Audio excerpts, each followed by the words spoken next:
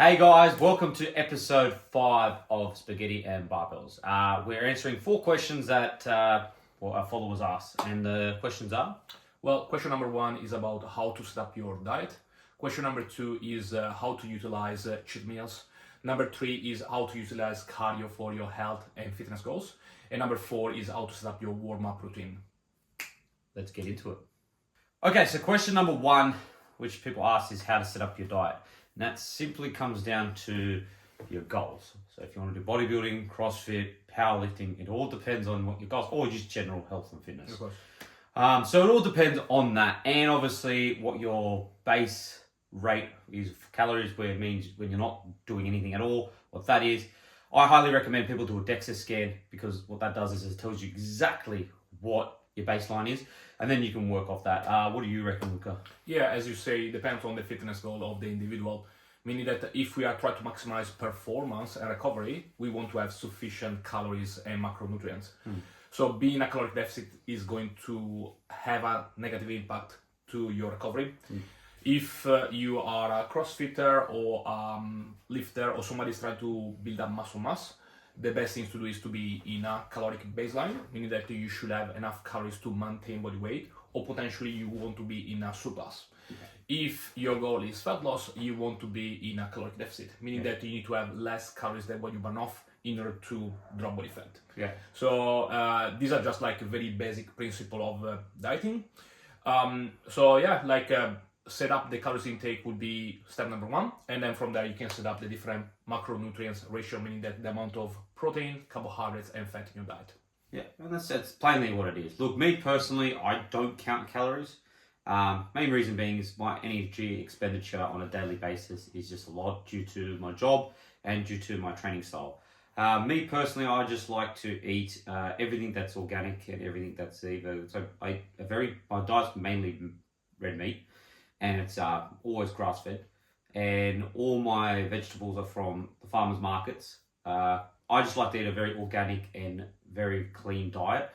It takes you away from eating like wasted calories. Wasted calories meaning like things that are processed and artificial, which always spike your calories, don't you think, Luca? Yeah, because they're just full of crap. It depends also what you're looking for, meaning that if you're trying to have a lot of calories, having a lot of calorie-dense food is actually positive. However, you don't want to rely too much on processed food for health reasons, for digestive reasons, and so on. But yes, I think as you say, your diet is based predominantly on red meat, meaning that you probably have a good amount of protein, which is necessary for muscle maintenance and muscle building. You probably have a decent amount of fat as well.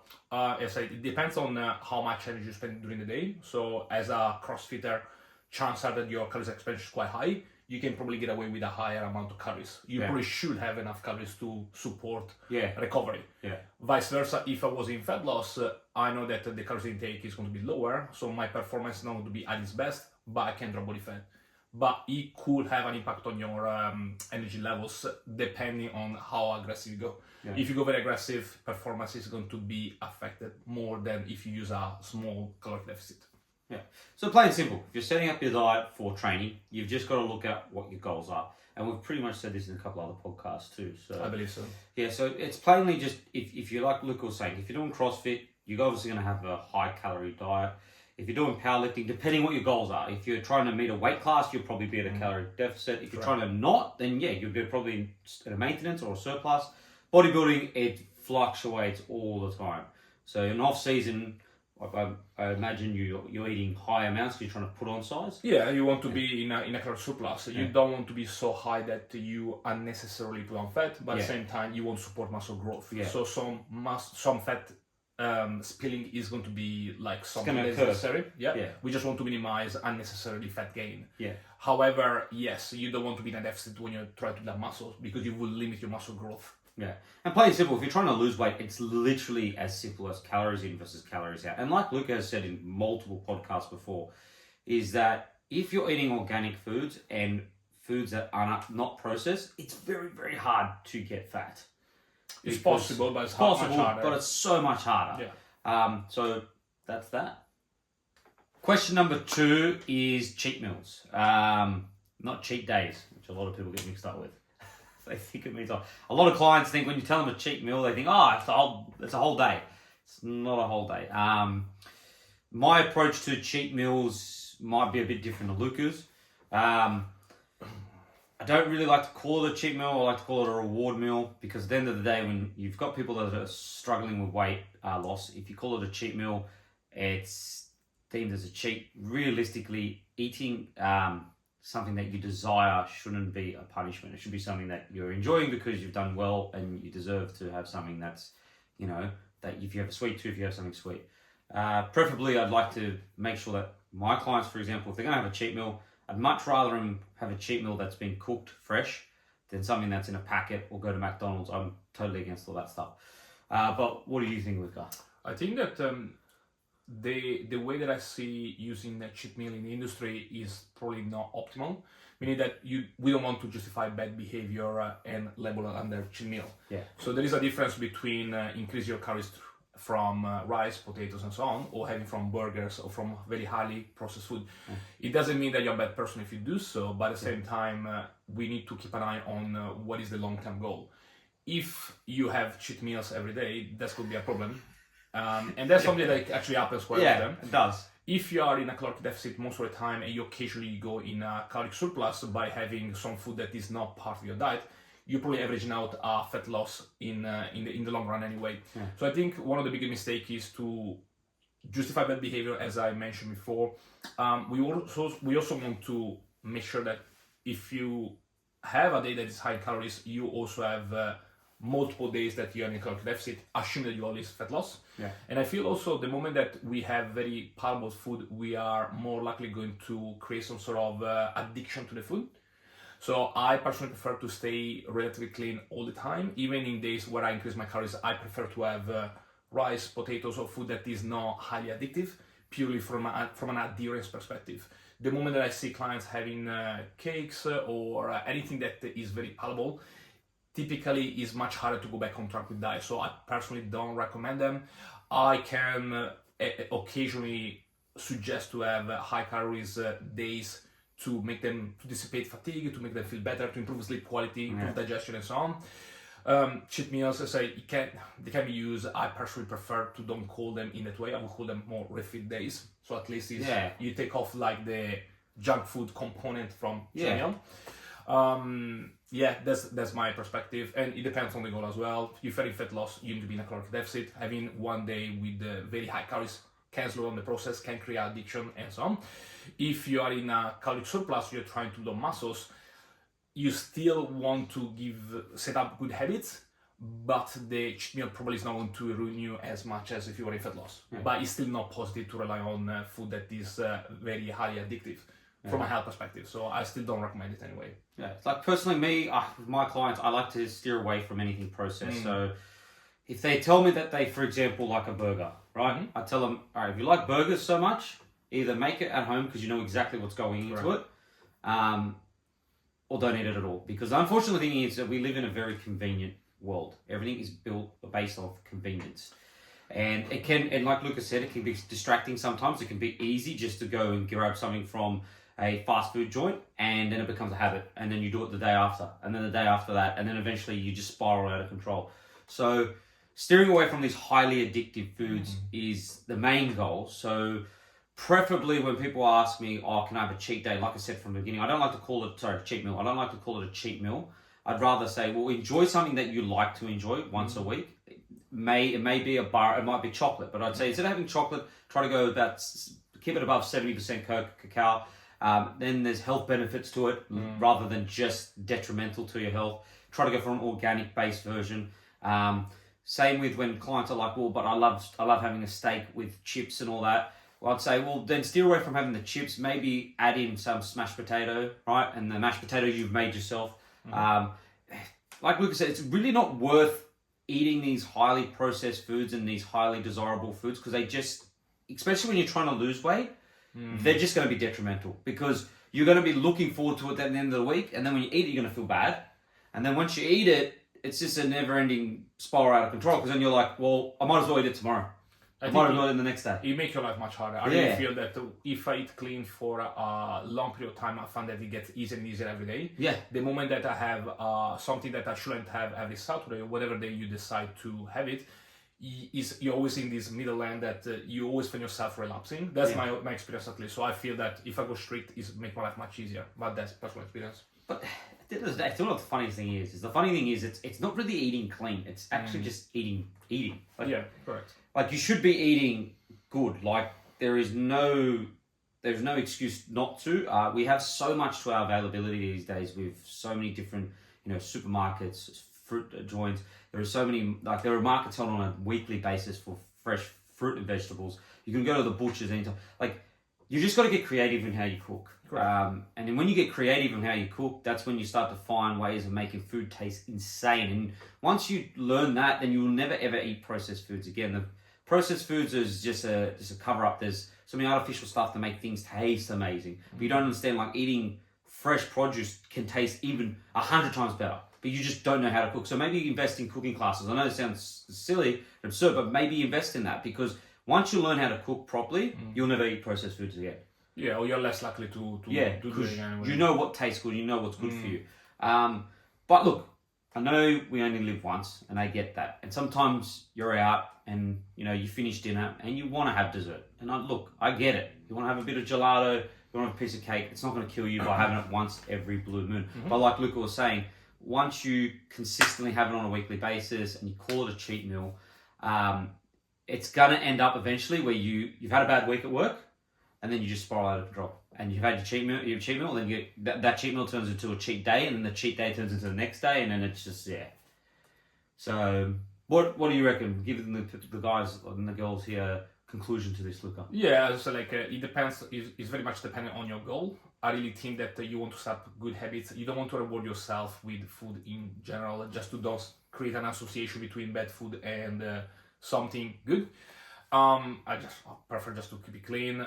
If I'm looking for something sweet, low calories, berries would probably be one of my main options. They tend to be very low in calories, low in carbs, high in fiber, high in antioxidants, so they tend to be quite healthy, and they are quite sweet. But yeah, I tend to don't recommend it, especially if there's somebody that is trying to achieve a goal in a short amount of time. They can slow down the process a lot. But even in terms of establish good healthy habits, I don't think it's something that I would recommend. It's acceptable if it does happen, but we want to learn from our mistakes. We want to make sure that we also having a good amount of protein tend to be quite satiating. So if my protein intake is high enough, my hunger tend to be on check. So it tend to help me out with cravings and so on. So I would probably recommend to focus on clean food. If you do have some day that the food is not as clean as it should be, don't beat yourself up over that. But I would say that you don't want to set up yourself for bad habits. Yeah. And question number 3 that was asked on the polls that we put on Instagram is cardio.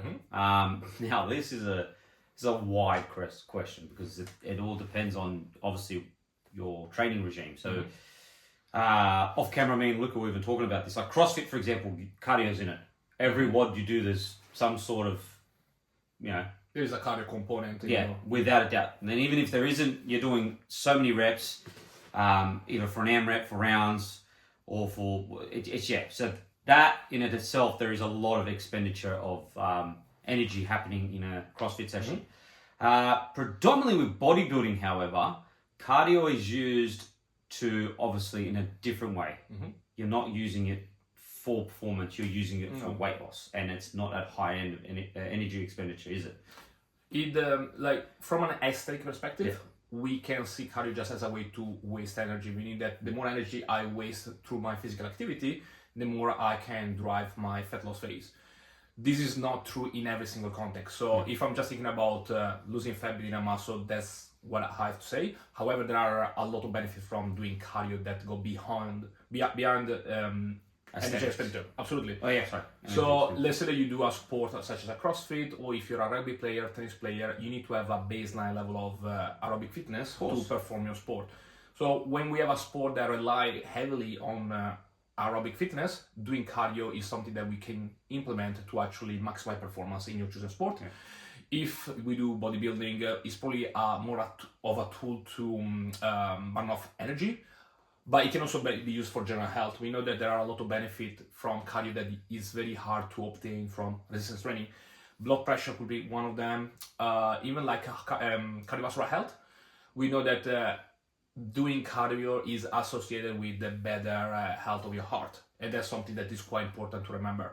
Energy expenditure, as I say, even recovering between sets. If I do, for example, like 4 sets of 10 of squats, and I feel that in that 2 minutes of break I'm still puffing, I could consider to implement some sort of cardio to be able to perform better with my weight training sessions. Yeah. I don't think bodybuilding rely heavily on cardio as other type of sport, but at the same time, if your aerobic fitness is terrible, it could have an impact on your performance in the gym as well, potentially. And we can see that in powerlifting. Yeah, so like we know powerlifters are known to do 3 to 4 minutes of break, if not longer. They generally do a deadlift and then have a nap and then wake back up and do it. Pretty much. I think normally the stronger you are, the more breaks you take. You can take 10 minutes of break. Yeah. So clearly, like, the aerobic component is not something that is going to be as important. It could be used to, especially if you have somebody that is quite strong and quite heavy, it can be used just for general health to make sure this person doesn't have health issues. And it can also, there are studies like Luca was saying that actually benefits their rest time too. Because if you've got an athlete that does a deadlift and has to rest 5 to 10 minutes, it gets a bit excessive.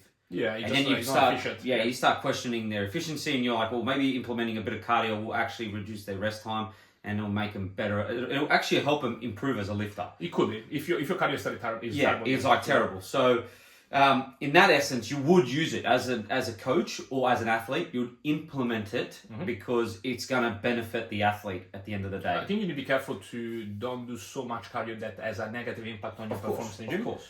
However, there is a difference between do a full marathon every day and do 20 minutes of cardio. So it is all about the dosage, the frequency, and so on. If I feel that my cardio doesn't have a negative impact on my recovery, clearly I can deal with that quite well. So it's all about like keep an eye on your performance, keep an eye on your muscle growth. If the cardio you're doing is not bad enough to create a negative adaptation, that's positive. The more you do so much cardio that you slow down your muscle growth, also on your recovery, okay, that's probably going to backfire. So you need to find the sweet spot, and you also want to match up the calories that you're having with the cardio you do. So let's say that I'm trying to build up muscles and I'm doing additional cardio for health reasons. I probably need to keep my calories intake quite high to compensate for the extra cardio I do. So that's something else that you want to consider, but it's not bad itself.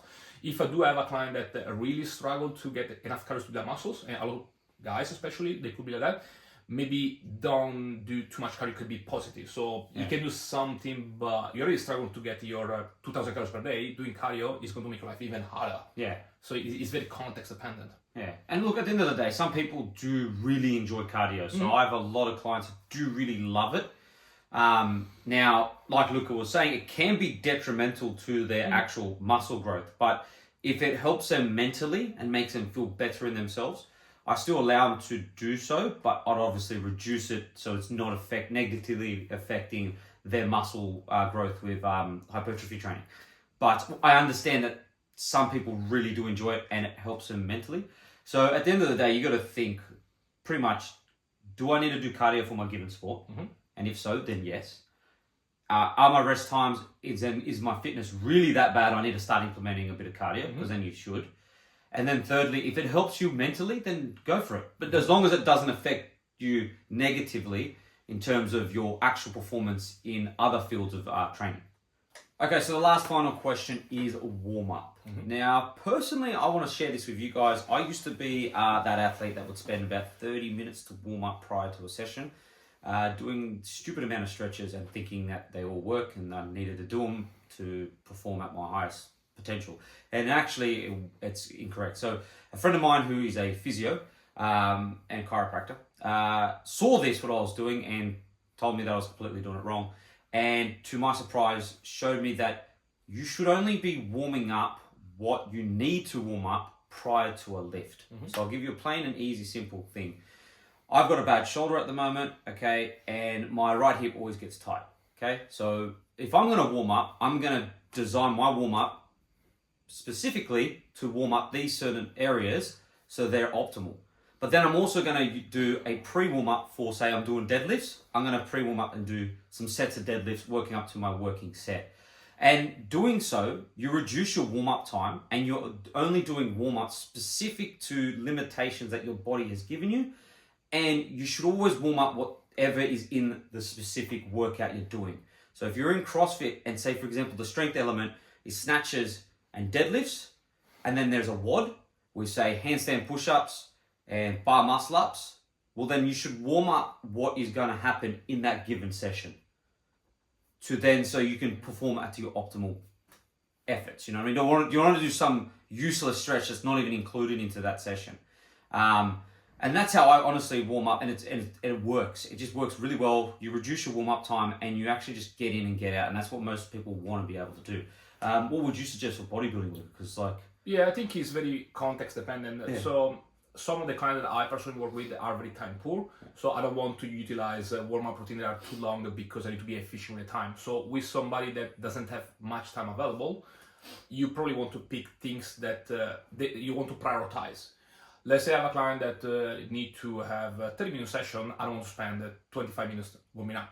So I will choose exercise. I will try to find some exercise to improve mobility for the movement that I'm about to perform. So let's say that you are about to do like a squat session and you don't have much external rotation to your shoulder. Doing some sort of shoulder dislocation activation drill could actually be very positive to be able to squat properly. 100%. Let's say that you're squat again. Let's say that you're not able to reach the bottom position.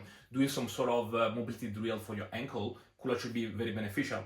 I don't need to warm up my neck as much if I'm doing a squat. So it would be specific for what I'm trying to achieve. Other consideration, injury history. If I have somebody that has a history of injury on their low back, maybe I need to spend more time to warm up the low back area. Maybe I need to spend more time in utilizing exercise that activate my core muscles. Yeah. So doing some sort of plank, side plank, bird dogs, exercise that remind me how to use my middle section could be quite positive from a performance, but also from an injury prevention perspective. So time availability is something that we definitely want to consider, and we need to make sure that we give something that the client can do consistently. Injury history, knowing that my client has a history of low back injuries, push me to give more activation work for abdominal, push me to give more mobility work for hips and so on. So I would consider what sort of injury they tend to be prone of. Movements as well. So if I'm going to do a movement such as a bicep curl, I don't need to do many sets of bicep curl because the skill level is very low. There is no need to do multiple sets to remind yourself to do a bicep curl. However, if you do a snatch, you potentially want to do multiple sets of snatch with a lighter weight to refine your technique. So the more complex a movement is, the more set to warm yourself up to remind yourself what is good technique you possibly need. So these are all considerations that we want to think of. So it depends, it's case by case. I don't think many people have enough time to do 30 minutes of warm up. If you have like a very long window, you like warm up, and you feel that you get a lot of positive from warming up for a long period of time, maybe it's actually a good idea. For somebody that is time poor, I would pick the priority. And also what I found is with my personal client, the more things I give them, the less they tend to do. But if I only give you 2 things, you're more likely going to do them because there are only 2 things. So I would pick, okay, what two can of I the do most important to make the most out of the warm-up, and that's what I would pick. Let's say that we do a squat, I would probably choose some sort of activation work for the middle section to be sure that they're nice and stable, some sort of mobility drill for the ankle if I believe that they don't have the range of motion to reach the bottom position, and I will do multiple sets of squats just to refine the technique before the heavy sets. That would make more sense. If the same client is going to do upper body workout, I don't need to warm up the middle section as much. I don't need to do mobility work for the ankle. I will choose more activation work for the upper back. Or I will choose mobility work for my shoulder if the mobility of my shoulder is not optimal. So it's going to be case by case, depending on the exercise that I'm about to perform. Depends on the client's personal preference as well. Some people just love to warm up. Some people just do. So for them it's good. For me, like I don't like to do too much warm up, so I still do it because I see the benefit of having the mobility and having good technique when I do my work instead. But I prefer to keep it nice and short, so I tend to warm up in 10 minutes. 10 minutes is plenty for me. 15 max, and you shouldn't do any more than like Luca said, if you do enjoy it, you do it, right? You do 30 minutes. But if you're very time poor, like Luca said, choose 2 of the most important things that you need to do and just warm up with that. And then obviously, like if it's a more complex movement, you'll want to do the movement itself at a lighter weight, working up to your given weight that you've chosen for the day. It depends how strong you are as well. So if I'm going to go for a 200 kg squat, I probably need more than 10 minutes to warm up. But if I go for 3 sets of 15 of tricep extensions, I don't need to warm up as much because the movement doesn't require the same level of skills. I'm not lifting as much weight. So I perceive the movement as much safer. I don't need to spend as much time to refine my technique. Yeah. But any type of one rep testing, so you're going for your heaviest deadlift for 2 repetitions, so your heaviest squat for 2 repetitions, potentially require more warm up because it's something that has a higher risk ratio, reward ratio. And guys, just another thing, like I see a lot of people foam rolling, like it's used so much. You don't really need to do it. Like, yes, myofascial release is important, right? And it has its place, but you don't need to do it every session. Like, it doesn't need to be done Friday every session. It's overused. Same with the trigger guns, they're overused. Look, generally the best workouts I've ever had are the shortest warm-ups and specific to what is given in that session. And they're the best workouts that I have because I'm not fart-assing around just trying to do whatever stretch needed to then feel better to do the movement. Look, a thing that I would recommend too is if you've got a bike erg at the gym or a rower or a ski erg, say for example you're doing a workout which is heavily shoulder orientated, warm up on the ski. If you've got a workout that's heavy on the upper back and you want to get a full body warm up, jump on the rower. If it's heavily leg orientated, jump on the bike. Do about a minute and a half just to warm up the body, get it primed, then go through some drills and then get into your workout. I know it sounds stupid, but it depends also on the time of the day. So if I have somebody that trains at 5 in the morning, chances are that they just left the bed. So maybe a little bit more warm up is necessary to wake them up, increase body temperature, get the technique right, make sure that they're ready to go. If somebody trains in summertime, is already 10 in the morning, so potentially less warm up is could be needed just because they're already warm. They're already awake, they don't need to spend as much time, but it's very much based on body temperature, time of the day, personal preference, the kind of exercise they're about to do, and so on. So, plus their job too. If you are if you're a tradie, generally speaking, your warm up's going to be very small. You're moving all day, but if you're sitting at a desk all day, well, your warm up's going to be longer because everything's going to be tight. Hips are going to be tight. Lower back's going to be tight. So there's going to be a difference between you and the person who has a more active job. So like Luca was saying, there's a lot of factors, but you shouldn't be spending like an hour or 45 minutes to warm up. It's just absurd.